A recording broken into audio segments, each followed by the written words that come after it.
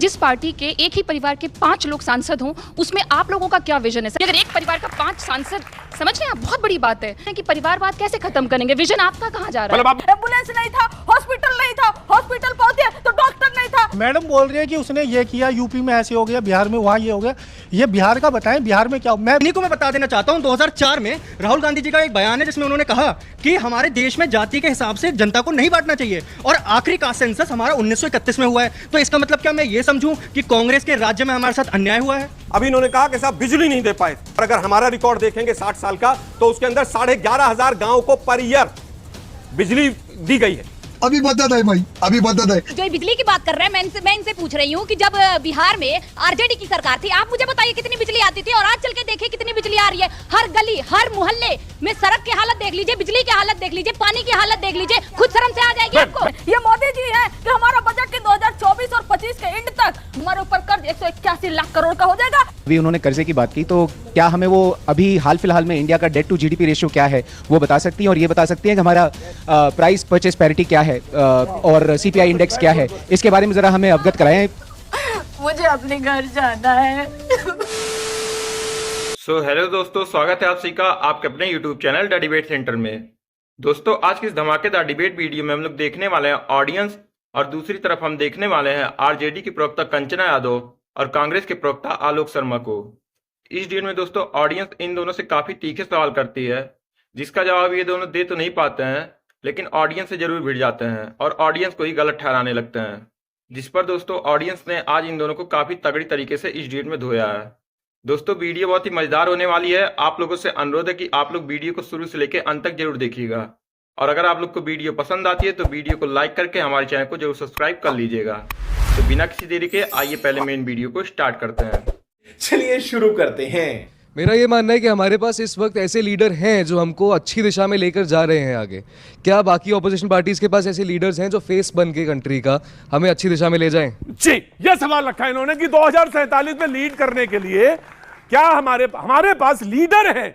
क्या हमारे पास विपक्ष में ऐसे लोग मौजूद हैं जो विजनरी हो या विजन के साथ चल रहे हो? मैं तो निश्चित तौर पे आप लोगों की आंख पे पट्टी बांधने का काम किया जा रहा है। झूठी बातें, झूठे बैलेंस देश को विकसित नहीं बनाया जा सकता। जी, क्वेश्चन है आपका। मैं बिल्कुल मैं जा रहा था मलूक साहब के पास। जी जी, आपका नाम, खड़े हो जाए, अच्छा लगेगा। जी जी, मैं बीनू चौहान हूँ, और सर मेरा क्वेश्चन आप ही से है। आपके जितने क्वेश्चंस थे वो सारे के सारे वैलिड क्वेश्चंस हैं, बट मेरा आपसे एक सवाल है कि जिस पार्टी के एक ही परिवार के 5 लोग सांसद हों, उसमें आप लोगों का क्या विजन है? सर, आप लोग कैसे देख रहे हैं कि अगर एक परिवार का 5 सांसद, समझ रहे हैं आप, बहुत बड़ी बात है, तो आप लोग क्या काम कर रहे हैं कि परिवारवाद कैसे खत्म करेंगे? विजन आपका कहाँ जा रहा है? मतलब आप मानती 2047 में एक बाधा यह भी है कि परिवारवाद से राजनीति को मुक्त होना चाहिए, लीडरशिप मुक्त होनी चाहिए।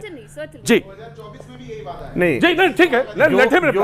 लीडरशिप में जो बातें नीतियों से बननी है, जो सही विमर्श से चीजें खड़ी होनी है, उसमें परिवारवाद आपको कहां बाधा लगता है? मैं ठीक है, वो बात आपका एक एंगल है, लेकिन जिन मुद्दों पे मैंने आपसे सवाल खड़े किए, क्या उन मुद्दों में परिवार की बाधा लगता है आपको?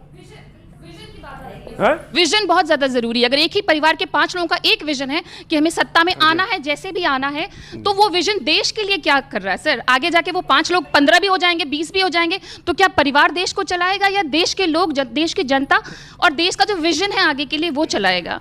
ये बड़ी अच्छी बात कही है।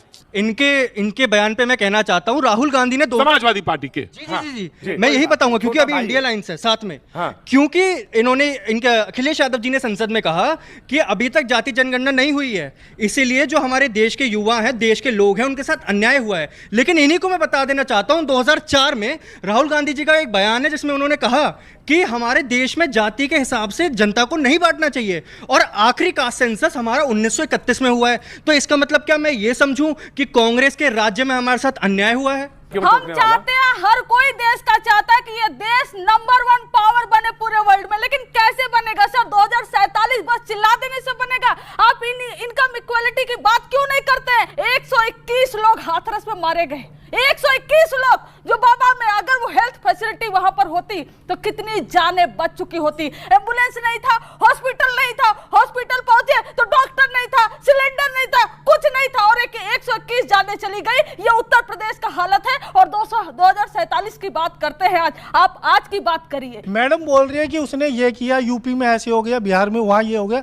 ये बिहार का बताएं, बिहार में क्या? मैं रहता हूँ बिहारियों के साथ, मैं ऑयल फील्ड में जब काम करता हूँ ना, दुनिया भर के मजदूर मेरे साथ काम करते हैं, बिहार के होते हैं, आउट ऑफ इंडिया में भी नौकरी करते हैं वो लोग, वहाँ से पैसा बिहार भेजते हैं। आज से नहीं, मैं 47 साल मेरी एज हो गई, इतने सालों से मैं देख रहा हूँ। हाँ। वो पैसा बिहार भेजते हैं, बेचारों की हालत इतनी बुरी होती है, बाद में फिर आते हैं नौकरी करने, उनके घरों में ये हो गया, कभी वो हो गया, लूट मार। सवाल यहाँ से ये निकाला, क्या नाम है तुम्हारा? प्रज्ञा मिश्रा। क्या उम्र है तुम्हारी? 19 साल। 2047 यानी 20 साल और मान ले, 22 साल और 23 साल और, है ना? 23 साल बाद, ठीक है, हाँ सही है। तो तुम उस समय होगी लगभग 42 की। तो कैसा देखना चाहती हूँ भारत, तो किस तरह का भारत ये जानना चाहते हैं सारे लोग। सर मैं सबसे पहले तो एजुकेटेड भारत देखना चाहती हूँ, जिसमें जो मतलब उसमें ये ना देखा जाए कि बच्चा गरीब है कि अमीर है, हर बच्चे को एजुकेशन मिले, अवसर, समान अवसर। हाँ, समान अवसर, क्योंकि एजुकेशन जो होता है ना सर, वो विकसित भारत की, वो विकसित देश की नींव है। राइट, ऐसा भारत जिसमें समान अवसर हो। युवा के कुछ सवाल जी। पिछले 10 साल में हिंदुस्तान में 50,000 सरकारी स्कूल बंद हुए। हमारी सरकार तो नहीं थी। 9,000 स्कूल केवल अकेले गुजरात के अंदर बंद हुए। आलोक जी, वो गुजरात के स्कूलों के बारे में कहते हैं कि जिस स्कूलों में परिधि में बच्चे कम थे, उस स्कूल को मर्ज कर दिया बड़े स्कूल में। तो दैट वो जो आंकड़ा आप देते हैं वो बंद का आंकड़ा देते हैं, जबकि वो ये सरकार कहती है कि मेरे स्कूल के यहाँ पे 4 बच्चों आते थे, कहीं 3, उनको मिला के 4 स्कूल को मिला के मैंने 1 स्कूल कर दिया। अरे बाप रे, ये तो धोती खोल रहा है। अभी इन्होंने कहा कि साहब बिजली नहीं दे पाए थे। हिंदुस्तान में 7 लाख गांव थे, 32,000 गांवों में बिजली थी। और अगर हमारा रिकॉर्ड देखेंगे 60 साल का, तो उसके अंदर 11,500 गांव को पर ईयर बिजली दी गई है। चल झूठा। और इनके समय पे केवल और केवल 1400 गांव। आलोक जी, अब यहां पे हम टोकेंगे। आप बताइए। आप रुकिए, यहाँ पे हम टोकेंगे। जी, क्या करती हैं आप? मैं हाउस वाइफ हूँ। बहुत बहुत प्रणाम है आपको। ठीक है, मैं जो बिजली की बात कर रहे हैं, मैं इनसे पूछ रही हूँ कि जब बिहार में आरजेडी की सरकार थी, आप मुझे बताइए कितनी बिजली आती थी, और आज चल के देखिए कितनी बिजली आ रही है। हर गली, हर मोहल्ले में सड़क की हालत देख लीजिए, बिजली की हालत देख लीजिए, पानी की हालत देख लीजिए, खुद शर्म से आ जाएगी आपको। ये मोदी जी है कि हमारा बजट 48 लाख करोड़ का है, लेकिन 2024 और 25 के एंड तक, वित्तीय वर्ष के एंड तक हमारे ऊपर कर्ज 181 लाख करोड़ का हो जाएगा। हमारा जितना बजट है उससे 4 गुना ज्यादा हमारे ऊपर कर्ज हो जाएगा। ये मोदी जी है। बोलने दे, तकलीफ हुआ है बेचारे को, बोल।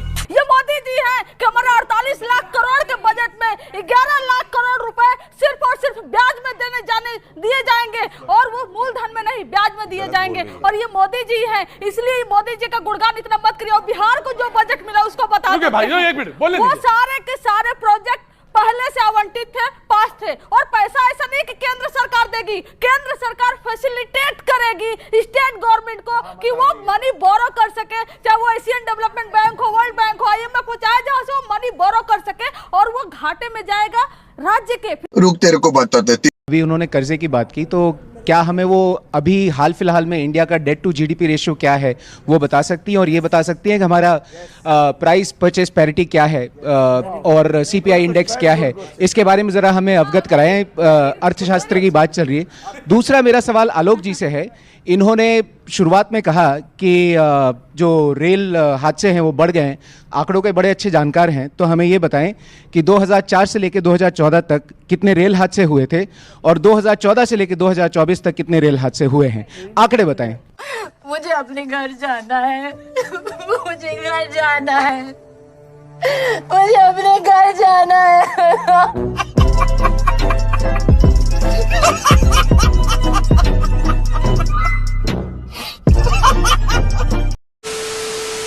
तो दोस्तों, वीडियो में अंत तक बने रहने के लिए आप लोगों का धन्यवाद।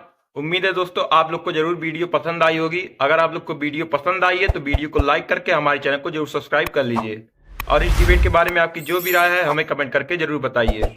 तो मिलते हैं दोस्तों आप सबसे एक और नए धमाकेदार डिबेट वीडियो के साथ। तब तक के लिए आप अपना और अपने पूरे परिवार का ख्याल रखिए। जय हिंद, जय भारत।